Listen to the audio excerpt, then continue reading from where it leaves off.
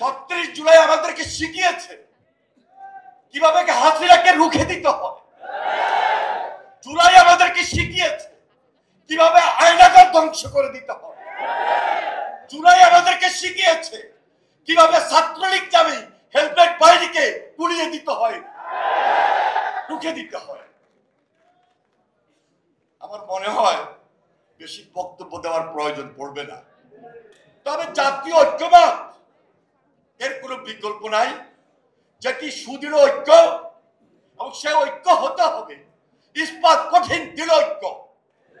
এই ঐক্যকে ভাঙা যাবে না, এই ঐক্যকে মস্কানো যাবে না, কারণ সবাই মিলে আন্দোলন করেছিলাম। টার্গেট একটাই ছিল, ফ্যাসিবাদকে রুখে দেওয়া, নতুন বাংলাদেশ গড়ে তোলা, বাংলাদেশকে নতুন ভাবে নির্মাণ করা। সেটার জন্য যদি আজকে আবার আমাদেরকে ঐক্যবদ্ধ অবস্থান থেকে কিছু আলোচনার টেবিলে ছাড় দিয়ে হলো ক্ষুদ্র মত পার্থক্য দূর করে বৃহত্তর স্বার্থে বাংলাদেশ গড়ার লক্ষ্যে সবার আগে বাংলাদেশকে আমরা প্রায়োরিটি দিতে চাই। আমার মনে হয় এই ব্যাপারে কোনোভাবেই এই ছাত্র, এই যুবক, এই তরুণ দ্বিমত করবে না, দ্বিমত করবে না যুব শক্তি, দ্বিমত করবে না এনসিপি। আমরা যখন জেলে ছিলাম, যেহেতু ছাত্র রাজনীতি করেছি, তখন সবসময় ধারণ করেছিলাম যে বয়সটা হয়তো বেশি হয়েছে, এখন আর যুবক নাই, এখন আর ছাত্র নাই, এখন আর তরুণ নাই, এই যুবকদের পিছনেই আমরা থাকব।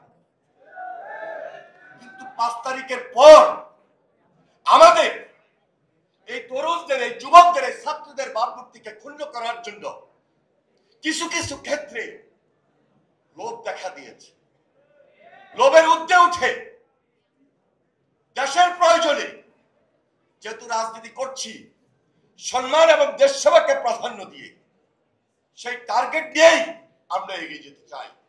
আমার দৃঢ় বিশ্বাস আগামী দিনে এই বাংলাদেশ যেমনি এখন রয়েছে হাসিনা মুক্ত, ফ্যাসিস্ট মুক্ত, যেমনি ওই পার্শ্ববর্তী দেশ, ওই ভারত আজকে যে ষড়যন্ত্রে লিপ্ত, আজকে যারা হাজার হাজার লক্ষ লক্ষ কোটি কোটি টাকা পাচার করে এখনো দেশ এবং দেশের বাইরে বসে ওই পার্শ্ববর্তী দেশের সহযোগিতায় পার্শ্ববর্তী দেশে বসে আমার দেশের বিরুদ্ধে, বাংলাদেশের বিরুদ্ধে, বাংলাদেশের রাজনীতিকে ধ্বংস করতে চায় খুব দূর থেকে কিশোর গ্যাংদের মাধ্যমে তাদেরকে অর্থায়ন করে শুধু আমার সঙ্গে আপনার সঙ্গে দুই একটা সেলফি উঠিয়ে তারা আমাদের এই অগ্রযাত্রাকে ব্যাহত করতে চায়।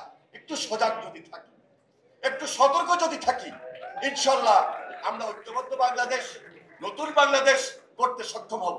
আপনাদের সবাইকে সংগ্রামী সালাম, অভিনন্দন জানিয়ে আমি আমার বক্তব্য শেষ করছি।